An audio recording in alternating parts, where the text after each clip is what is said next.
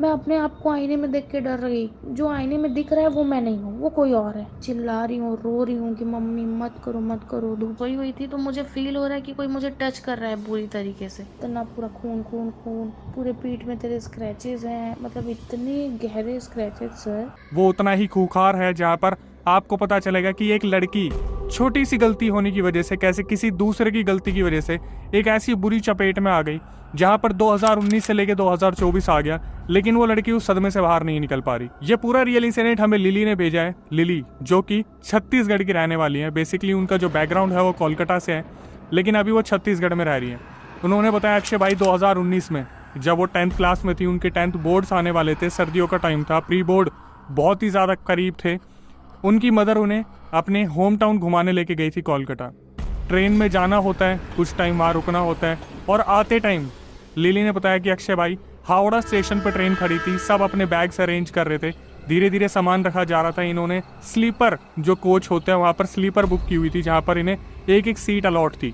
Lily ने बताया कि अक्षय भाई जब सारे लोग अपना सामान एडजस्ट कर रहे थे, मैं अपने सीट पर बैठी हुई थी और मेरी नज़र अचानक से पड़ती है बाहर कि जो खिड़की होती है जहाँ पर स्लीपर मिली हुई थी, वहाँ पर एक लड़का बहुत देर से लिली को घूरने लग रहा है। उसकी हाइट अप्रॉक्सीमेटली 6 फीट 2 इंच होगी। वो लिली को बहुत ही बुरी नज़रों से घूर रहा था।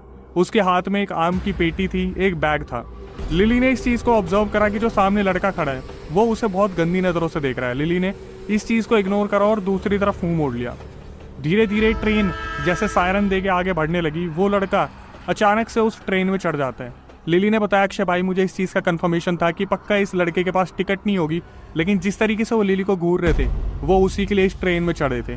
लिली इस टाइम पे ट्रेन में अपनी मम्मी और अपने भाई के साथ थी। अब जो सीट्स इन्होंने ट्रेन में बुक की थी उसकी पोजीशन में आपको बता देता हूँ। लिली ने बताया कि अक्षय भाई मैं अपर बर्थ पे सो रही थी, मेरा भाई जस्ट मेरे से नीचे लोअर बर्थ पे था, और अपोजिट में मेरी मदर थी जो लोअर बर्थ पे सो रही थी।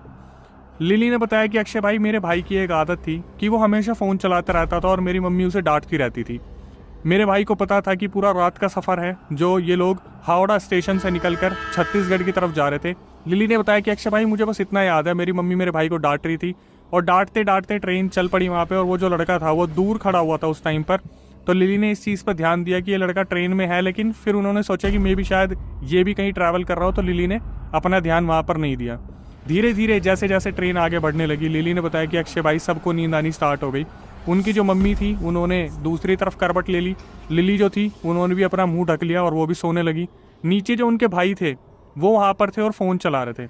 लिली ने बताया कि अक्षय भाई मुझे नहीं पता कि मुझे कब नींद आ गई, लेकिन यहाँ पर लिली के जो भाई थे उनसे एक बहुत बड़ी गलती हो गई थी जो उन्हें बाद में पता चला लिली को। लिली ने बताया कि अक्षय भाई जब मेरी मम्मी और मैं सो गए तो वो जो लड़का था वो उनके भाई को आके बोलता है कि आगे मेरी सीट है यार, वो अपर बर्थ पे है और मुझे अपर बर्थ पे नींद नहीं आती, अगर तेरे को प्रॉब्लम नहीं है तो तू वहाँ सो जा, मैं यहाँ पे सो जाता हूँ लोअर बर्थ पे, मतलब लिली के जस्ट नीचे। इनके भाई को लगा कि मैं पूरी रात मोबाइल यूज़ करने वाला हूँ और मम्मी मेरे को पूरी रात देखेगी, डांटेगी, तो इनके भाई ने इस चीज़ को एक्सेप्ट कर लिया और ये आगे उसकी सीट पर जाके लेट गए, जो उसकी सीट थी ही नहीं, मतलब वहाँ पर अभी कोई पैसेंजर नहीं आया था, बट लिली के भाई को लगा कि ये उसकी सीट है। ये जो लड़का था इसने इस चीज़ का पूरा फ़ायदा उठाया। उनके भाई के जाने के बाद ये चुपचाप वहाँ पे लेट गया। लिली ने बताया कि अक्षय भाई धीरे धीरे ट्रेन आगे बढ़ रही थी और हमें महसूस हो रहा था कि हाँ ट्रेन चल रही है। तभी लिली को एकदम से ऐसा फील होता है कि कोई अनजाना सा हाथ या फिर कोई है जो उन्हें छू रहा है। लिली ने पहले सोचा कि शायद मेरा वहम तो नहीं है, लेकिन धीरे धीरे जब लिली ने पीछे मुड़ के देखना शुरू करा तो उसी लड़के का हाथ उनकी बॉडी को बहुत अनअप्रोप्रिएट तरीके से टच कर रहा था। लिली ने बताया कि अक्षय भाई मेरा दिमाग इतना ज़्यादा ख़राब हो गया ये चीज़ देख के, मैंने आओ नहीं देखा ताओ नहीं देखा। जो ट्रेन थी एक स्टेशन पर रुकी थी, 2 पुलिस वाले आसपास खड़े थे। लिली फटाफट से नीचे उतरी। वो जो लड़का था वो डर के मारी खड़ा हो गया।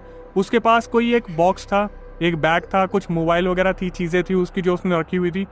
लिली नीचे उतरी, उसकी जो हाइट थी 6 फुट 2 इंच करीब, वो साइड में आके खड़ा हुआ। लिली ने अचानक से उसकी कॉलर पकड़ने की कोशिश की, लेकिन कॉलर पकड़ने के चक्कर में लिली ने बताया कि अक्षय भाई मेरे नेल्स इतने लंबे और शार्प थे कि कॉलर पकड़ने के चक्कर में मैंने उसके गले को बुरी तरीके से अपने नाखूनों से रोन दिया। और लिली ने बताया कि मेरा नाखून टूट गया था, इसलिए मुझे पता था कि मैंने बहुत गहरी चोट उसे दी है। ये सब देखने के बाद लिली की मम्मी उठती है और वहाँ जो पुलिस वाले थे वो अचानक से इस लड़के की तरफ भागते हैं। तो ये लड़का क्या करता है, सीधा सीधा बोगियों के अंदर से जनरल वार्ड की तरफ भागता है स्लीपर से।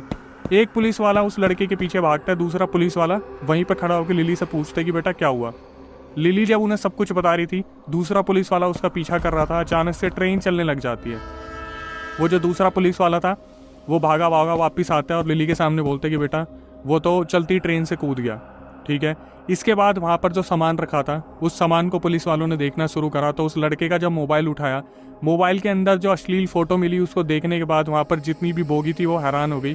वो जो लड़का था वो हमेशा यही काम करता था, जिस भी ट्रेन में जाता था अपर बर्थ पे बैठ के वो नीचे बैठी लड़कियों की अश्लील फ़ोटो क्लिक किया करता था, जो कि मोबाइल में सारी कैद थी। पुलिस वालों ने देखा और ये समझ लिया कि वो जो लड़का था वो था ही इस किस्म का। अब बात यहाँ से आई गई होगी, लेकिन लिली ने बताया कि अक्षय भाई मेरे साथ ये सब कुछ हुआ था और पूरी बोगी ने इस चीज़ को देखा था और मेरे दिमाग में ये चीज़ छप गई थी कि ये मेरे साथ क्या हो गया। लिली ने बताया कि अक्षय भाई मेरे साथ ये पहली बार हुआ था, तो मैं इस चीज़ को हजम नहीं कर पाई। मम्मी भी थोड़ा सा अनकंफर्टेबल हो गई थी, लेकिन उन्हें नींद आ गई क्योंकि वो बुजुर्ग शरीर था। भाई को बहुत सुनने को मिला कि भाई ने ऐसा क्यों करा। भाई ने भी बता दिया कि उसे डर था कि मम्मी रात को फ़ोन के लिए डांटेगी। लेकिन लिली ने बताया कि अक्षय भाई पूरी रात मुझे नींद नहीं आई। सुबह जब ये लोग छत्तीसगढ़ पहुंचे अपने घर पे, तो लिली ने बताया कि अक्षय भाई मेरी और मेरे पापा की बॉन्डिंग बहुत ज़्यादा अच्छी थी और मम्मी ने और लिली ने और उनके भाई ने डिसाइड किया था कि ये सारी चीज़ें वो अपने पापा को नहीं बताएंगे। लिली ने बताया कि जब मैं घर पे आई मैं इतना ज़्यादा डिप्रेस थी, मैं अपने पापा से अच्छे से बात नहीं कर रही थी, तो पापा ने फाइनली पूछ लिया कि कुछ हुआ है क्या, और मेरी मम्मी ने सब कुछ, मतलब लिली की मम्मी ने सब कुछ उन्हें बता दिया कि ऐसे ऐसे ट्रेन में हुआ था। और फिर पुलिस वालों ने एक्शन लेने की कोशिश की, तो वो लड़का किसी के हाथ नहीं आया, लेकिन उस लड़के का सारा सामान पुलिस वालों ने जब्त कर लिया, तो जल्दी वो एक्शन लेंगे। उनके पापा ने लिली को समझाया कि देख बेटा, लड़कियों के साथ ये अक्सर होता है और तुम्हें पहले से ये चीज़ पता है कि लड़कियों के साथ ये हमेशा से होता है, तो तुम्हें इस चीज़ को इतना ज़्यादा सोचना नहीं चाहिए, बल्कि तुम्हें ये सोचना चाहिए कि आगे अगर कुछ ऐसा होता है तो तुम लगे हाथ कैसे उस चीज़ पे एक्शन ले सकती हो। लेकिन लिली के दिमाग में वो ट्रेन वाला इंसिडेंट बहुत बुरी तरीके से छप गया था, और अगर इस वीडियो को कोई लड़की देख रही है तो वो इस चीज़ को समझ सकती है कि अगर ऐसा उनके साथ कुछ होता है तो वो सदमे से बाहर निकलने में कितना टाइम लगा सकते हैं। अब लिली ने बताया कि अक्षय भाई मैं घर पे वापस आ गई और धीरे धीरे स्कूल जाना शुरू कर दिया, लेकिन एक हफ्ते बाद लिली की तबीयत बहुत ज़्यादा ख़राब होने लगी। अचानक से उन्हें वॉमिटिंग आने लग जाती और जैसे उनका घर से निकलना धीरे धीरे बंद होने लगा, क्योंकि उनका जो टेम्परेचर था, बॉडी टेम्परेचर बहुत ज़्यादा हीट देने लगा। उनका जो बुखार था वो कभी भी 101 से नीचे नहीं आता था। तो फाइनली एक हफ्ते बाद जब उनकी तबीयत ख़राब हुई तो इनके लिली के पापा ने सोचा कि एक डॉक्टर को दिखाया जाए। तो जब लिली के पापा लिली को हॉस्पिटल लेके गए और अच्छे डॉक्टर से दिखाया, तो उन्होंने बताया कि लिली को टाइफाइड है, और इस वजह से लिली को बहुत सारी दवाइयाँ दी गई, जिसकी वजह से लिली को रेस्ट भी करना था। तो लिली अपने घर पे आ गई और धीरे धीरे उनकी जो बॉडी थी वो अजीब रिएक्ट करने लगी, मतलब लिली को स्लीप पैरालिसिस होने स्टार्ट हो गए। धीरे धीरे उन्हें ऐसा लगता है जैसे कोई एंटिटी है जो उनको सपने में परेशान कर रही है, लेकिन फिर भी उनके घर वाले ये सोचते थे कि कुछ ना कुछ ऐसा लग रहा है, लेकिन ऐसा कुछ है नहीं। कहीं ना कहीं लिली बहुत ज़्यादा परेशान थी, लेकिन उनके घर वाले, लिली ने बताया कि खासकर उनके फादर इन चीज़ों पर बिल्कुल बिलीव नहीं करते। उनके घर में जल्दी बिलीव करता ही नहीं था, क्योंकि मम्मी पूजा पाठ बहुत करती थी और पापा जो थे वो इन चीज़ों पर बिल्कुल बिलीव नहीं करते थे। लिली ने अपनी रिकॉर्डिंग में बोला कि अक्षय भाई प्लीज़, ये जो चीज़ें अभी आप आगे सुनने वाले हो ना, जनता को इस तरीके से बताना कि अगर कोई बच्चा परेशान हो रहा हो तो आगे से उनके माँ बाप समझ जाए कि कोई बहुत बड़ी दिक्कत होने वाली है। और लिली ने बताया कि आगे जाके उनके साथ इतनी बदतर चीज़ें होने वाली थी जिसके बारे में किसी ने सोचा नहीं था। एक रात जब वो दवाई खा के सोती हैं, उनको एक सपना आता है जैसे कोई एक इंसान उन्हें सपने में बुरी तरीके से पीट रहा था। कोई एंटिटी, कोई इंसान, कोई एक लड़का जो बार बार उन्हें बहुत बुरी तरीके से मार रहा था। जब सुबह लिली की आंख खुलती है, वो देखती है कि मैं अपने घर में हूँ। बड़ी बुरी तरीके से वो पसीने पसीने हो रखी थी। वो उठती हैं और सबसे पहले वो अपने पापा के पास जाती है और पापा को बताती है कि पापा मुझे एक ऐसा सपना आया था जहाँ पर मुझे किसी ने बहुत बुरी तरीके से मारा। तो उनके पापा ने बोला कि बेटा इसीलिए इसको सपना कहा जाता है। लिली ने भी इस चीज़ पर ध्यान नहीं दिया और लिली सीधा वॉशरूम की तरफ गई। जब वो वॉशरूम की तरफ गई तो उन्हें ऐसा लगा कि उनकी कमर में बहुत ज़्यादा पेन हो रहा है, बहुत ज़्यादा पेन। उन्होंने अपनी मम्मी को बताया कि मम्मी मेरी कमर में बहुत ज़्यादा पेन हो रहा है, एक बार देखोगे। तो उनकी मम्मी ने जब सूट को ऊपर करके देखा तो वहाँ पर ऐसा लग रहा था जैसे उसकी कमर पे नाखून के निशान है। लिली ने बताया कि अक्षय भाई मेरी मम्मी ने वो जब सूट उठा के देखा, मेरी मम्मी की नज़र कहीं और जा ही नहीं पाई, क्योंकि वहाँ पर ऐसे नाखून के निशान थे, बिल्कुल ताज़ा ताज़ा नाखून के निशान थे। तो लिली ने बताया कि मेरी मम्मी ने वो निशान देखे और पापा को बताया, तो पापा ने बोला कि ये ज़्यादा गर्म दवाइयाँ खा रही है, तो इसको खुजली हुई होगी रात को कमर पे, तो इसने खुजा लिया होगा। और इस बात को भी इन लोगों ने आया गया कर दिया। ये जो चीज़ें लिली के साथ हो रही थी, ये दिन पर दिन बदतर होती जा रही थी। इन सारी चीज़ों को लिली के ऊपर हावी होते हुए कम से कम 25 दिन से 1 महीना हो गया। लिली ने बताया कि अक्षय भाई अब मैं घर पे घुटने लगी थी, क्योंकि रोज़ रात मुझे इतने बुरे सपने आते थे। तो उन्होंने डिसीजन लिया कि उनके प्री बोर्ड्स आने वाले हैं, उसके बाद बोर्ड्स एग्ज़ाम आने वाले हैं 10th के। लिली ने एक डिसीजन लिया कि मैं दवाई खा के जाऊँगी, लेकिन मैं स्कूल ज़रूर जाऊँगी। उन्होंने अपने मम्मी पापा से बात किया और उन्हें कन्विंस कर लिया कि अब मेरे को स्कूल जाना पड़ेगा वरना मैं 10th फेल हो जाऊंगी। लिली ने स्कूल जाना शुरू करा। उन्होंने बताया कि अक्षय भाई सर्दी का टाइम था, तो पहले उनका आपको ड्रेस कोड मैं बता देता हूँ जो लिली ने मुझे बताया कि सूट पहना जाता था, उसके ऊपर एक कोट हुआ करता था जो वेस्टर्न कोट होता है, और उसके ऊपर क्योंकि सर्दियों का टाइम था तो ब्लेजर पहना जाता था। लिली ने बताया कि अक्षय भाई मैं अपने स्कूल में गई, 2 दिन 3 दिन मेरी दोस्तों ने मुझे संभाला, वो मुझे संभाल के रखते थे। लिली ने बताया कि एक दिन रेसेस का टाइम था, जब सारी दोस्त ये बाहर निकली तो लिली वॉशरूम से होके आई, और जब वो बाहर आई तो उन्हें बहुत गर्मी लग रही थी। उन्होंने जैसे ब्लेजर उतारा तो उनकी जितनी भी दोस्त थी और वहाँ पर जो लड़के खड़े थे वो उनकी कमर को देख के हैरान हो गए, क्योंकि उनकी कमर से बुरी तरीके से रक्त बह रहा था, और रक्त भी ऐसा वैसा नहीं था, उसने पूरी वो जो सूट था उसे पूरी तरीके से गीला कर दिया था। लिली को पहले ऐसा लगे कि यार कोई डेट्स तो नहीं आ गई, लेकिन फिर उन्हें याद आया नहीं अभी तो डेट्स नहीं है। लिली ने बताया कि अक्षय भाई जो सबसे हैरानी वाली चीज़ थी कि सारे दोस्त जितनी भी लड़कियां थी सब देख रही थी कि मेरी कमर से रक्त बह रहा है, लेकिन मुझे कोई जलन कोई पेन कुछ भी नहीं हो रहा था। लिली फटाफट से अपने दोस्तों के साथ एक टीचर के पास जाती है, इंग्लिश टीचर थी उनकी वो, और इंग्लिश टीचर को सब कुछ बताती है कि ऐसे ऐसे मेरी कमर पे दिक्कत हो रही है। वो टीचर बोलती कि बेटा कोई नहीं है, काम करो तुम घर चली जाओ, मैं एप्लीकेशन लिख दूंगी। लिली ने बताया कि अक्षय भाई मैंने अपनी स्कूटी उठाई और अपने घर पे आ गई। जब वो घर पे आई तो उन्होंने अपनी मम्मी को सब कुछ बताया, और मम्मी ने जब कमर पे निशान देखे तो उनकी हालत ऐसी हो गई कि ना वो कुछ बोल पा रही थी ना वो अपनी जगह से हिल पा रही थी, क्योंकि लिली की कमर पे 21 निशान थे, बिल्कुल ऐसे ताज़े घाव जैसे अभी किसी ने गहरे निशान दिए हों। जब शाम को लिली के पापा आए और लिली की मम्मी ने उनके पापा को बताया कि लिली के साथ ऐसे ऐसे हुआ, उसकी कमर पे 21 गहरे निशान है, तो उनके पापा ने बोला कि पक्का इसके कुछ लग गया होगा, कोई एलर्जी हुई होगी, क्योंकि ऑब्वियसली वो एक लड़की थी और बढ़ती उम्र की लड़की थी, तो उनके पापा ने इतने ध्यान से नहीं देखा, ना देखना ज़रूरी समझा, लेकिन फिर भी क्योंकि वो इन चीज़ों पर बिलीव नहीं करते थे तो उनको लगा कि कुछ ना कुछ एलर्जी होगी जिसकी वजह से प्रॉब्लम हो रही है, और इन्होंने इस चीज़ को भी आया गया कर दिया। लिली ने बताया कि अक्षय भाई मैंने स्कूल जाना 1-2 दिन के लिए फिर रोक दिया, और मैं घर पे रहने लगी, दवाइयाँ लेने लगी, और उनको बार बार सर में दर्द रहने लगा, चक्कर आने लगा। एक दिन क्या हुआ, लिली ने बताया कि अक्षय भाई मैं अपने घर पे थी, जब मम्मी खाना बना रही थी उन्होंने मुझसे पूछा कि बेटा क्या खाएगी। लिली ने बताया कि अक्षय भाई मैं अपनी मम्मी को बस घूरे जा रही हूँ, कोई जवाब नहीं दे रही, और मेरा जो पेट था, जो डॉग था, वो मुझे देख रहा और मुझे डर रहा। और लिली ने बताया कि जब भी मैं होश में आती अपने पेट को देखती तो मैं अपने पेट को देख के डर जाती कि ये मुझसे क्यों डर रहा है, कि मेरे अंदर कोई चीज़ आ गई है, कोई एंटिटी है, कुछ ऐसी चीज़ है। उनका पेट उनसे बहुत बुरी तरीके से डरने लगा, जो हमेशा उनके पास रहता था। लिली ने बताया मेरे व्यवहार में ऐसे चेंजेस आ गए कि मैं अपने घर वालों को बस घूरती रहती, कुछ नहीं बोलती, और मेरे घर वाले भी इस चीज़ को लेकर बहुत परेशान रहते थे। एक दिन उनकी मम्मी ने देखा कि लिली सुबह से लेकर शाम तक, मतलब सुबह 9 बजे से बैठी हुई है और 5:30 बजे तक बैक टू बैक टीवी देख रही है। तो उनकी मम्मी ने बोला बेटा लिली अब उठ जा, तेरी तबीयत ठीक नहीं है, पूरे दिन से तू टीवी देख रही है। लिली ने कोई जवाब नहीं दिया। लिली 6:30 बजे उठी। लिली ने बताया कि अक्षय भाई मैं 2 कदम आगे चली, मेरे को चक्कर आ गए और लिली बेहोश हो गई। वो 6:30 बजे बेहोश हुई थी, उनकी आँख खुली रात के 9:30 बजे, जब उन्होंने देखा कि सारे घर वाले वहाँ पे इकट्ठे हो रखे, मतलब पापा, भाई, मम्मी, और उन्होंने एक डिसीज़न लिया कि अब लिली को किसी अच्छे डॉक्टर को दिखाने की ज़रूरत है।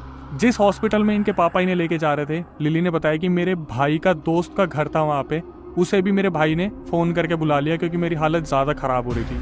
लिली ने बताया अक्षय भाई जैसे ही वो हॉस्पिटल आ गया, मेरे को वो हॉस्पिटल दिख रहा था, मेरे पापा, मेरी मम्मी, मेरे भाई और उसका दोस्त बार बार बोले कि लिली चल, डॉक्टर उठने वाले हैं, वो चले जाएंगे, इमरजेंसी की वजह से हम लेके आए, चल। लिली ने बताया कि अक्षय भाई मैं सब सुन रही थी, देख रही थी, बट मैं उस गाड़ी से निकलना नहीं चाहती थी। उन चारों ने मुझे इस तरीके से पकड़ा, किसी ने मेरे हाथ पकड़े, किसी ने मेरे पैर पकड़े और मुझे ज़बरदस्ती हॉस्पिटल में लेके गए। और लिली ने बताया कि अक्षय भाई मेरे घर वाले बोल रहे थे बाद में कि मेरा वजन जो कि 50 किलो था उन्हें 200 किलो फील हो रहा था, उठाया नहीं जा रहा था उनसे। लिली ने देखा, लिली के जो भाई थे उनके पापा को देख के कह रहे थे पापा ये इतनी भारी कैसे हो रही है, और वो जो दोस्त था वो भी बार बार ये कह रहा था भाई कोई ना कोई तो दिक्कत है। ये घसीट के लिली को डॉक्टर के पास लेके गए और डॉक्टर ने सारे टेस्ट वेस्ट करे और वो बोले कि हाँ तो कोई भी दिक्कत नहीं है। डॉक्टर ने बोला कि इनकी जो टाइफाइड की दवाई है वो इन्हें देते रहो और आगे जाके ये अपने आप ठीक हो जाएंगी, इतना ज़्यादा डरने की ज़रूरत नहीं है। गाड़ी में बैठा के इनके घर वाले ने वापस लेके आ गए। अब ये लोग जब घर पे पहुँचे तो लिली की मम्मी ने सबसे पहला जो स्टेप लिया वो किचन में गई, वहाँ से नज़र उतारने का जो सारी प्रक्रिया करने वाली जो चीज़ें होती है वो लेके आई। और जैसे ही लिली की नज़र उतारनी शुरू की, लिली ने बताया कि अक्षय भाई मेरा गला जलने लगा बुरी तरीके से, जैसे मेरे गले में इतनी ज़ोर से कोई चीज़ उतर गई, जैसे ब्लेड्स उतर गए या कुछ ऐसा उतर गया। लिली ने चिल्लाना शुरू करा, रात के 12 बज रहे थे। बुरी तरीके से वो जो मम्मी, भाई और उसके लिली के पापा थे बुरी तरीके से डर गए। उन्होंने आओ नहीं देखा ताओ नहीं देखा, अपने जो घर के सबसे पूजनीय सबसे करीबी जो पंडित थे उन्हें फ़ोन करा। पंडित जी ने 3 बारी तो फ़ोन नहीं उठाया। चौथी बार जब फ़ोन उठाया तो पंडित जी फटाफट से घर पे आए और घर पे आने के बाद उन्होंने लिली को देखा। लिली से पूछा कि बेटा क्या हुआ तुमको। लिली ने बताया कि अक्षय भाई मैं बस देख पा रही हूँ कि वो पंडित जी मेरे सामने बैठे हैं और मैं बस हंस रही हूँ, मैं कोई जवाब नहीं दे रही और मुझे भी नहीं पता मुझे क्यों हंसना आ रहा है। वो मेरा हाथ पकड़ के देख रहे हैं। पंडित जी ने 2-3 मिनट कोई मंत्र पढ़े। उन्होंने मेरी मम्मी को देखा और मेरी मम्मी को देख के बोल दिया कि ये मेरे हाथ की बात नहीं है। छत्तीसगढ़ में उनके घर से 150 किलोमीटर दूर एक बहुत बड़ी मस्जिद है। एक हिंदू पंडित ने, पहली बार ऐसा हुआ, लिली ने बताया कि एक हिंदू पंडित ने ये बोला कि आप एक बार इसे मस्जिद लेके जाओ, उस मस्जिद में पता चलेगा कि इसके अंदर है क्या। ये सारी प्रक्रिया होने के बाद पूरी रात लिली जो थी वो तड़पती रही। सुबह 4 बजे ये लोग उस मस्जिद के लिए निकले। लिली ने बताया कि अक्षय भाई जैसे जैसे मस्जिद मेरे सामने आ रही थी मुझे बहुत डर लग रहा था कि उस मस्जिद में मेरे को बहुत बुरा नुकसान दिया जाएगा। तो लिली को बार बार बोला जा रहा था मस्जिद चल, अंदर चल, अंदर चल। और कोई चीज़ थी जो बार बार उन्हें बोल रही थी गाड़ी से मत उतरियो, गाड़ी से नीचे मत उतरियो, गाड़ी से नीचे नहीं उतरेगी तू। लिली ने बोला कि मैंने बहुत कोशिश की, फाइनली मेरे घर वाले मुझे कन्विंस करके उस मस्जिद के अंदर लेके चले गए। वहाँ पर जो फीमेल होती है उसको अलाउड नहीं था कि वो चादर चढ़ाए, लेकिन वहाँ के अंदर के जितने भी मौलाना थे उन्होंने मेरे को कहा कि जाओ चादर चढ़ा के आओ। जब लिली वहाँ पर गई चादर चढ़ाने, जहाँ पर फीमेल्स को अलाउड नहीं होता, वहाँ पर जैसे ही वो चादर चढ़ा के वापस आई वो बेहोश हो गई।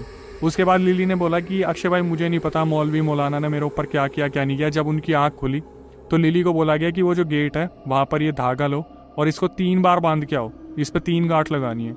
लिली ने बताया कि 3 गांठ के बाद मैं वहाँ बेहोश हो गई और जब मेरी आंख खुली तो मैं देख रही थी कि सब वहाँ पे आपस में मम्मी पापा भाई मौलवी मौलाना जितने थे आपस में डिस्कस कर रहे थे कि इसके ऊपर कोई बहुत बड़ी बला आ रखी है, मामला बहुत सीरियस है और कोई लड़का है जो इसे अपने वश में करना चाहते हैं। लिली ने बोला कि अक्षय भाई मैंने ये चीज़ सुनी कि कोई लड़का है जो वश में करने की कोशिश कर रहा है और पहली बार उनके पापा के चेहरे पर शिकंज थी कि वो आज तक इन चीज़ों को मानते नहीं आए। लेकिन जो सबका दिमाग था वो चल रहा था कि कौन सा लड़का, क्या वो ट्रेन वाला लड़का जो ट्रेन में हावड़ा स्टेशन पे लिली को छेड़ रहा था, या क्या ऐसा था जिसकी वजह से ये सब कुछ हो रहा था।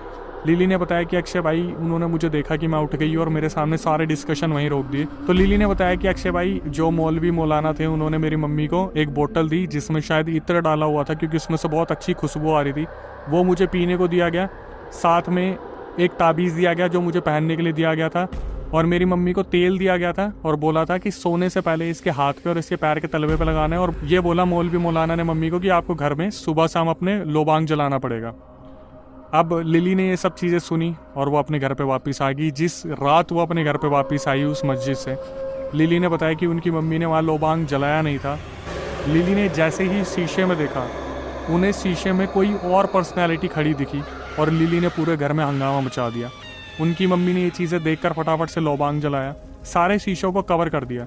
लिली ने बताया कि अक्षय भाई 2-3 महीने जब भी मेरा इलाज चला ना, कोई भी शीशा ऐसा नहीं था जो ढका हुआ ना हो, सब पे पर्दे डाल रखे थे, सब पे कपड़े डाल रखे थे, क्योंकि जब भी मैं शीशे की तरफ देखती थी मुझे मैं नहीं कोई और दिखता था वहाँ पे खड़ा हुआ, कोई ऐसी एंटिटी जैसे अभी मुझे शीशे के उस तरफ लेके चली जाएगी।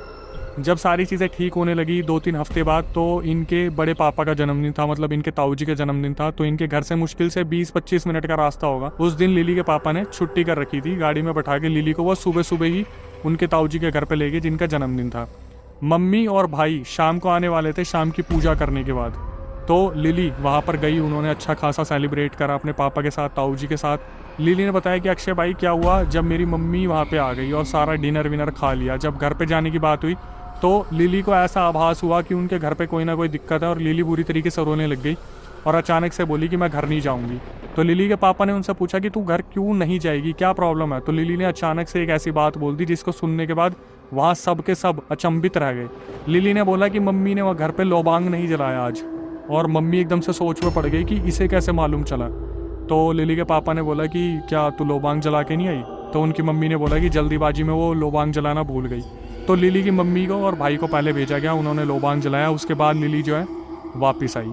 धीरे धीरे जो लिली थी वो फिर दोबारा नॉर्मल होने लगी और फिर उन्होंने सोचा कि फिर दोबारा स्कूल का बहुत ज़्यादा गैप हो रहा है, प्री बोर्ड्स आने वाले हैं। तो लिली ने स्कूल जाने की कोशिश करी और फाइनली वो स्कूल पहुंची। पहले दिन जब उनकी दोस्त वगैरह ने सब ने पूछा कि तू कहाँ थी, तो लिली ने बताया मेरी तबीयत ठीक नहीं थी और सब ठीक है, ऐसे वैसे करके सब ठीक है। लिली ने बताया कि अक्षय भाई हमारी क्लास में ना उस दिन बहुत सारे लोगों ने छुट्टी की हुई थी। तो मैं बता देती हूँ मेरी क्लास के बैठने का तरीका क्या था, मतलब कैसे हम लोग बैठे थे। लिली ने बताया 3 डेस्क पे सारे लड़के लड़कियां बैठे थे, पीछे वाली रोज सारी खाली पड़ी थी। लिली ने बताया कि मैं तीसरी रो पे बैठी थी, अचानक से मेरे दिमाग में एक आवाज़ आती कि पीछे चल, सबसे पीछे चल के बैठ। उन्होंने बताया कि मैंने बैग उठाया, मैं सबसे पीछे वाले जाके बेंच पे बैठी और अचानक से आवाज़ आई कि अभी बाहर चल, स्कूल से बाहर निकल, तू यहाँ नहीं रुकेगी, स्कूल से बाहर चल। लिली ने बताया कि मैं सब कुछ सुन पा रही हूँ लेकिन मेरा शरीर मेरे काबू में नहीं है। लिली उठी, स्कूल के बाहर गई और उनके गले में जो ताबीज़ था उन्होंने इस तरीके से खींच के तोड़ा कि उनका गला जो था उस पर निशान आ गए बुरी तरीके से। कैडी वाली धूप आ रही थी। लिली ने बताया कि इतनी कड़क धूप थी उस टाइम पर कि जैसे सर्दियों की धूप होती है ना, जो बहुत ज़्यादा चुभती है, वो धूप थी। बस लिली को इतना याद है कि एक जो सीनियर टीचर थे वो आके बोले कि लिली तुम बाहर क्या कर रही हो स्कूल के, और लिली वहाँ पे बेहोश हो गई। उसके बाद जो वहाँ पर हुआ वो लिली को लिली के दोस्तों ने बताया क्या हुआ। वहाँ पर जब लिली बेहोश हुई तो बहुत सारे टीचर्स इकट्ठे हो गए जो लिली को उठाने की कोशिश कर रहे थे। जो लिली के दोस्त थी वो भी वहाँ पर आके इकट्ठी हो गई। जब सब देख रही थी कि सीनियर टीचर बार बार उठाने की कोशिश कर रहे थे तो लिली एकदम से उठ के बोलती है, लिली? कौन लिली? यहाँ पर कोई लिली नहीं है। कौन लिली? इसी तरीके से लिली ने बताया कि वो हंसने लगी और सब वहाँ पे बुरी तरीके से डरने लगे। जो सीनियर टीचर थे वो जो इन चीज़ों पे बिलीव नहीं करते थे पैरानॉर्मल के ऊपर, वो आए, लिली को उठाने की कोशिश कर रहे थे। लिली ने उठ के उनके पैर पे इतनी ज़ोर की लात मारी, सारे टीचर बुरी तरीके से डर गए और पीछे होके खड़े हो गए। सारी जितनी भी दोस्त थी वो देख रही थी पर किसी की हिम्मत नहीं हो रही थी कि लिली को पकड़ा जाए। जो सीनियर टीचर थे वो लंगड़ाते हुए क्लास में गए, उन्होंने फ़ोन मिलाया लिली के पापा को। तो लिली के पापा स्कूल में पहुंचे गाड़ी लेके। तब तक लिली शांत हो गई थी और अपने पापा को देख के बिल्कुल शांत हो गई थी। वो सिर्फ अपने पापा को ही पहचान पाई। लिली के पापा ने उन्हें गाड़ी में बैठाया, गाड़ी में बैठा के वो घर ले आए और उन्हें पूरा भरोसा हो गया था कि उनकी लड़की के ऊपर कोई ना कोई बहुत बड़ी दिक्कत आ चुकी है। क्या था क्या नहीं था कुछ भी समझ नहीं आ रहा था। लिली के पापा ने फर्स्ट टाइम अपने सारे दोस्तों को फ़ोन मिलाया और पता चला कि उनके घर के पास में ही एक कोई बहुत ही ज़्यादा सिद्धि पुरुष रहता है, एक पंडित जो कि हिंदू है, जो इन सब चीज़ों से छुटकारा दिलाता है। लिली को फटाफट से गाड़ी में बिठाया गया, उन पंडित के पास ले जाया गया। तो पंडित ने उनको काफ़ी देर तक तो घूरा, उसके बाद कुछ मंत्र पढ़े, उनके हाथ में कलावा बांधा और सीधा सीधा बोल दिया कि इसके ऊपर पिछले 1-2 महीने से एक बहुत बुरी एंटिटी आ रखी है। तो घर वालों ने पूछा कि क्या है क्या नहीं है, कुछ भी समझ नहीं आ रहा और लड़की इतनी बुरी तरीके से परेशान हो रही है। तो वहाँ जो पंडित बैठे थे उन्होंने पहली बार वहाँ पर खुलासा करा कि इस लड़की के साथ कोई ट्रेन में हादसा हुआ था जहाँ पर एक लड़का इसे छेड़ के भागा था। तो उनकी मम्मी ने बोला हाँ हमारे सामने ही हुआ था, हावड़ा स्टेशन पे इतना सब कुछ। तो पंडित जी ने बताया कि जब वो लड़का छेड़ के भागा था और पुलिस वाला उनके पीछे पीछे भाग रहा था तो लड़का बिल्कुल जनरल बोगी में जाकर अचानक से पटरियों की तरफ कूदा और सामने से एक ट्रेन आ रही थी और वो ट्रेन जो है उसे रौंदती हुई वहाँ से निकल गई। और ये चीज़ पुलिस वाला भी नहीं देख पाया था। पुलिस वाले को लगा शायद वो उस तरफ से कूद के निकल गया, तभी जब पुलिस वाला वापस आया तो उसे भी इस चीज़ का नहीं पता था और ट्रेन वहाँ से रवाना हो गई। तो वो जो लड़का वहाँ पर ख़त्म हुआ था वो आपकी लड़की को ले जाने के लिए बहुत बुरी तरीके से पीछे पड़ा हुआ है। अब ये चीज़ सुनने के बाद घर वाले वहाँ पर बुरी तरीके से बिखर गए कि अगर कोई ऐसी एंटिटी है तो वो लड़की के ऊपर बहुत नुकसान पहुँचा सकती है। लेकिन उन पंडित जी की बहुत मान्यता थी। उन पंडित जी ने बोला कि इन्हें 3 हफ्ते आपको यहाँ लाना पड़ेगा, एक पूजा होगी, उस पूजा के बाद आपकी लड़की बिल्कुल ठीक हो जाएगी। इसी तरीके से हुआ। वो जो कलावा था वो उनको दिया गया, 3 हफ्ते तक उनको लाया गया, 3 बार वहाँ हवन हुआ, पूजा हुई और उसके बाद 2019 से लेकर 2024 तक बस उनकी यादों में वो लड़का रह गया जो उनको परेशान करता था। फाइनली हुआ क्या, ये सब कुछ ठीक होने के बाद वो घर पे आई, सब नॉर्मल हो गया। उस लड़के का कुछ अता पता नहीं है, शायद पंडित जी ने उसे रवाना कर दिया जहाँ भी वो है, किसी बंदिश में डाल दिया। लेकिन लिली ने बताया कि मैं बिल्कुल ठीक हो गई और मेरे घर वालों ने मुझे समझा, मेरे पापा आज इन चीज़ों पे बिलीव करते हैं और मैं बहुत पूजा पाठ करती हूँ। तो उन्होंने moral of the story conclusion दिया कि भाई भगवान पे भरोसा करो और इन चीज़ों को भी मानो, और जो लोग आपको घूर के देख रहे हैं उन पे पहले ही एक्शन ले लो, उनका वेट मत करो कि कब वो आपके ऊपर नज़र गाड़ेंगे या कब वो आपसे छेड़छाड़ करेंगे। तो सिंपली अगर आपको ऐसा लगता है कि कोई आपको घूर रहा है, आप उसी वक्त अपने मम्मी पापा को, आजू बाजू वालों को बता दो कि इसकी नज़र ठीक नहीं है और मेरे ऊपर कोई ना कोई दिक्कत आ सकती है, तो कोई ना कोई तो एक्शन लेगा। उस दिन अगर